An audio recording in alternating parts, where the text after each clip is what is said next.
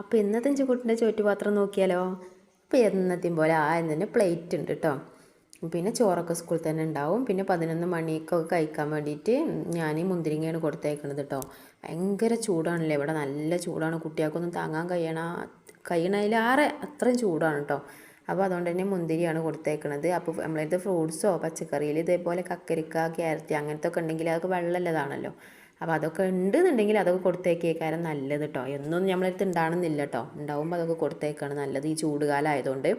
പിന്നെ ഒന്ന് കൂട്ടാനായി കാണി ഞാൻ മുട്ടയാണ് കേട്ടോ കൊടുത്തേക്കണത്. മുട്ട വറുത്തേക്കാണ് ഞങ്ങൾ. പിന്നെ ആകൃതി ഡിസൈനൊക്കെ നല്ലോണം നോക്കുന്ന ആൾക്കാരായതുകൊണ്ട് ഞങ്ങൾക്ക് പൊരിച്ച് കാണ്ടോ അല്ലെങ്കിൽ വട്ടത്തിലോ അങ്ങനെയൊന്നും കാണാൻ പറ്റൂല. ഈ സ്കൂൾക്ക് പോകുമ്പോൾ ഓരോരോ മാഞ്ഞാളാണല്ലോ. അപ്പോൾ നമ്മളതിനനുസരിച്ച് ഈ സ്കൂൾക്ക് പോകല്ലേ, നമ്മളതിനനുസരിച്ച് നിൽക്കും ചെയ്യുമല്ലോ. അപ്പോൾ ഒന്ന് അങ്ങനെ ചെക്കിങ്ങാണ്ട് എടുത്ത മുട്ടയാണ് കേട്ടോ. അതാണെന്നുണ്ടെങ്കിൽ അവള് തിന്നുക, അല്ലാതാണെന്നുണ്ടെങ്കിൽ ഇതന്നെ തിന്നലുണ്ടോയെന്ന് അറിയില്ല കേട്ടോ. നമുക്ക് സത്യം പറഞ്ഞാൽ സ്കൂളിൽ നിന്ന് ഇത് എന്താ കാട്ടണമെന്ന് തിന്നലുണ്ടെന്നൊക്കെ ഇവിടെ വന്ന് പറയും. സ്കൂളിൽ നിന്ന് എന്താ കാട്ടലെന്ന് നമുക്കറിയില്ലല്ലോ.